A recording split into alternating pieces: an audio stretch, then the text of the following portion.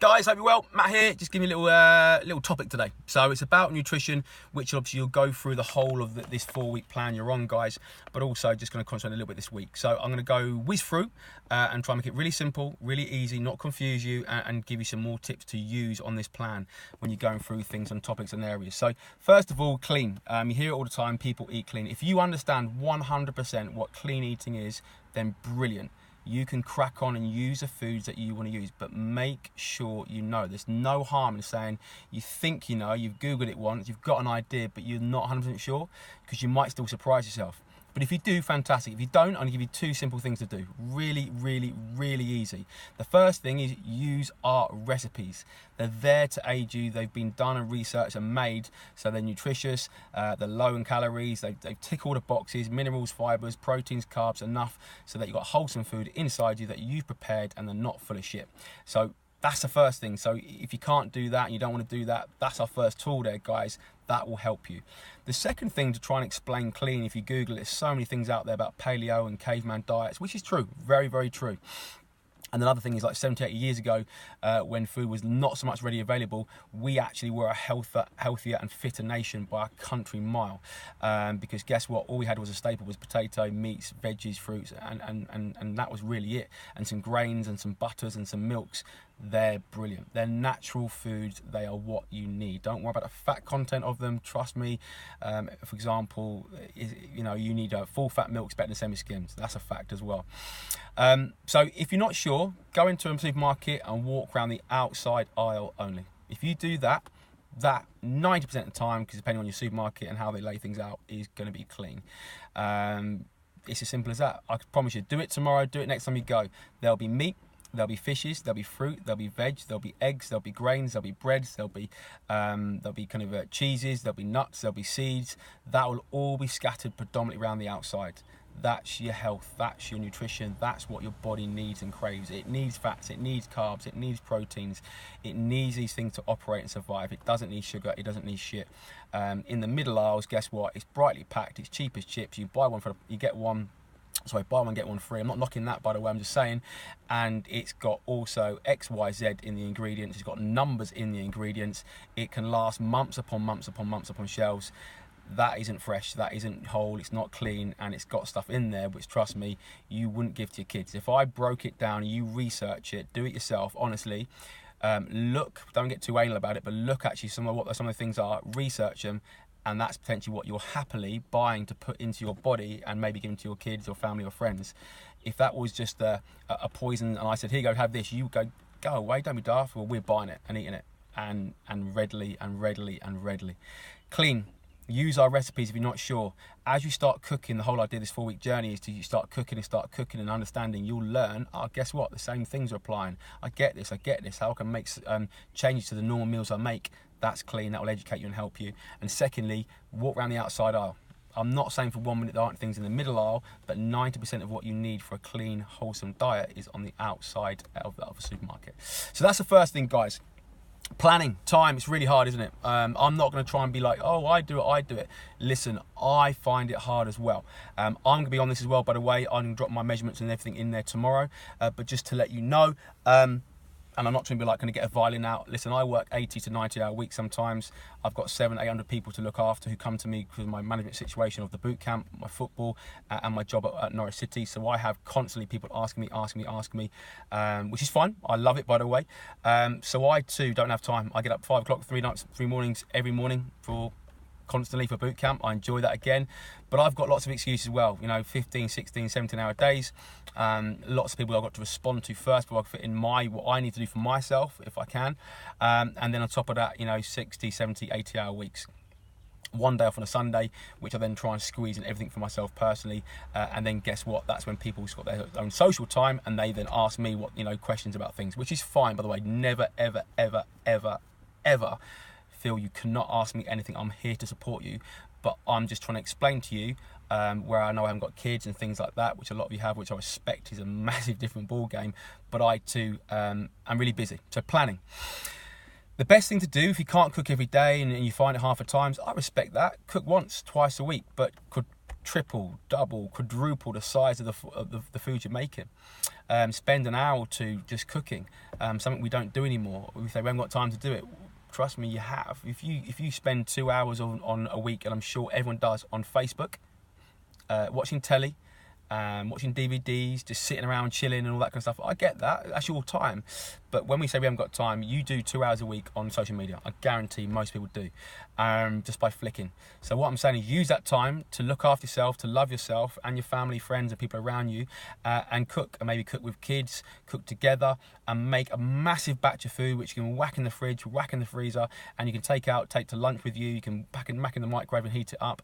That's the things that you want to try and do. So planning is really, really key. Hence why you've got a tracker with your nutrition. With that, guys, you know if you're going out for a big meal on a so-and-so and a so-and-so, that's great, pencil it in, but then try and be good for the other 4, 5, 6 days. Likewise, if you're tracking what you're eating food-wise a little bit, taking a look at it, you can look back sometimes and go, why aren't I getting success? Why aren't I getting results? And if you know you've been eating shit 4, 5, 6 times a week, then there you go, it's there for you. So planning is really important.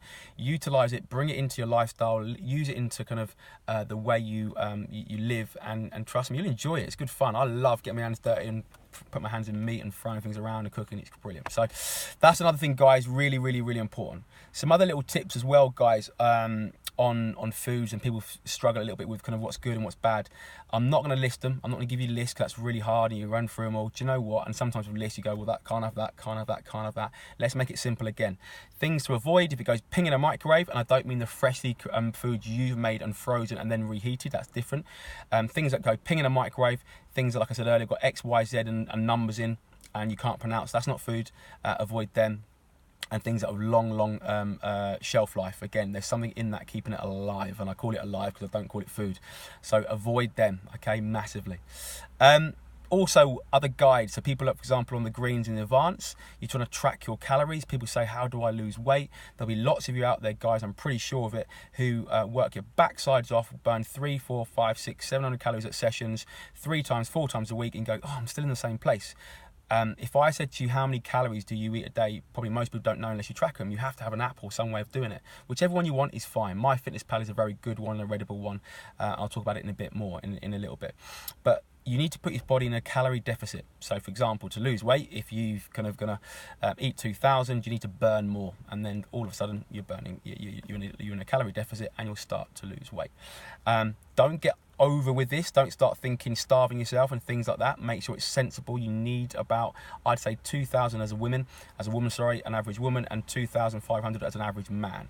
When I say average, everyone is different. So, for example, bearing in mind that that's why where MyFitnessPal comes in really, really helpful as a guide. Okay, the guide for MyFitnessPal will be to enter in the sessions you're working. It will give you an estimate of how many calories you'll burn. It will tell you, for example, your goal at the beginning, what you want to try and do, lose some pounds, lose whatever it is, or increase your weight in some situations. Because remember, being strong, you need calories as well. And then what you'll find there when you enter your foods in is real simple. How many calories you've eaten, how much you've burned, and are you on target for your goal? Those 3 things. The fat, the carbs, the proteins, I'm not too worried about, because guess what? We go back to the beginning, because if you're eating our recipes, it's all good. You're eating clean, you're eating well. You're fine, you're good with that. Under-eating and overeating as well, guys. Be careful of this. Overeating obviously is quite simple to track.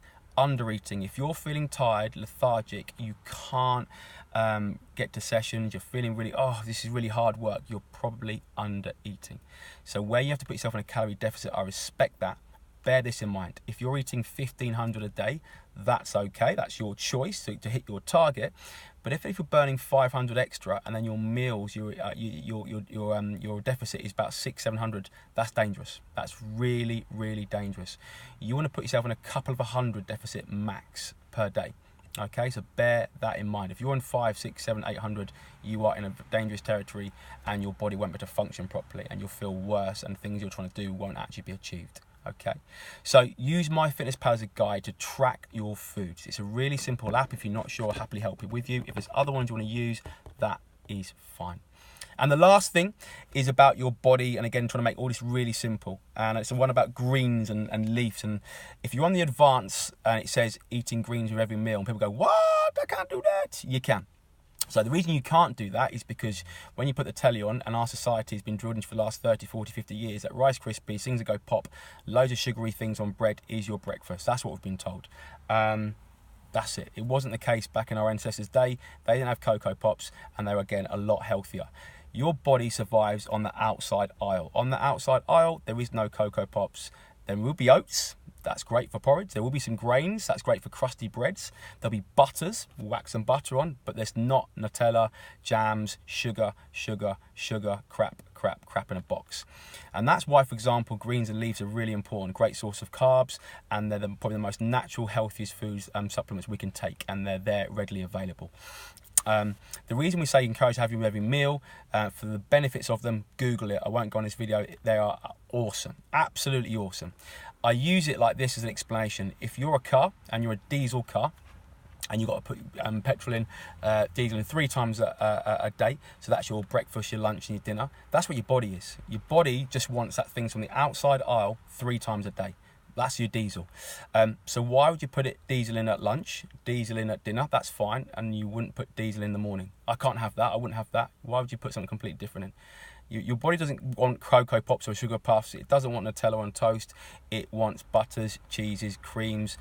It wants meats. It wants fishes, things like that. Change your lifestyle, change your headspace, change your understanding of things, guys. So really quickly, guess what? Scrambled eggs, brilliant. Whack on some big crusty loaf, put some vine tomatoes in, put some spinach on, sprinkle a little bit of olive oil on. Breakfast, perfect. Your body wants that. On the telly, they want you to have Special K. Okay, what I've just told you is quicker, cheaper and better for you. Another one as well, avocado and salmon, fantastic. Eggs are a great one to use, but avocados are fantastic. There's your greens again as well. So don't be scared of that, change your mindset. If you think you can't do it, that's fine, then porridge is great and not a problem. But bearing in mind that you want to try and make your plates colourful, lively, tasty as well. Your body only wants certain things, and it wants it at 6 in the morning, at 6 at night. It doesn't care for anything else. The rest of it, it can't do anything with. It stores, and eventually, without being rude and just being crude, it will kill you. And that's the society we live in. So I've tried to whiz through that. I'm conscious of the time of my videos. Hopefully you've gone through most of this. It's here to help you.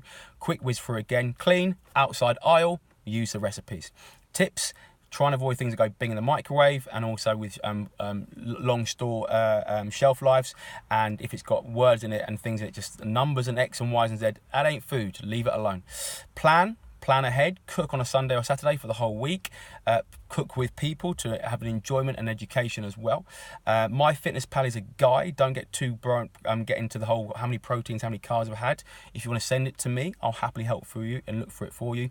But use it to track your calories so you know how much you're physically eating to help your goal. And then finally, your body's a brilliant thing. It's an amazing thing. But it's really simple. It only wants a certain amount of things, and it wants it every single minute, hour of the day. That's all it wants. So don't give it anything different. So when people say to you, for example, have greens for breakfast, you go, oh my gosh, you can't do that. That's crazy. It's not. It's society telling you it's crazy. Actually, your body wants it. And if you want to change your habits and lifestyle, that's what it's about. Doesn't mean do it all the time, but the more good you put in your body, the more you do it, guess what? The quicker, the better those changes. So if you're on that advanced one, those things on there you've chosen to do, but remember, if you don't do them, then guess what? You won't get all the outcomes that comes with it. It's as simple as that. Big love. Hope it's helped. Message me anytime. Love you lots.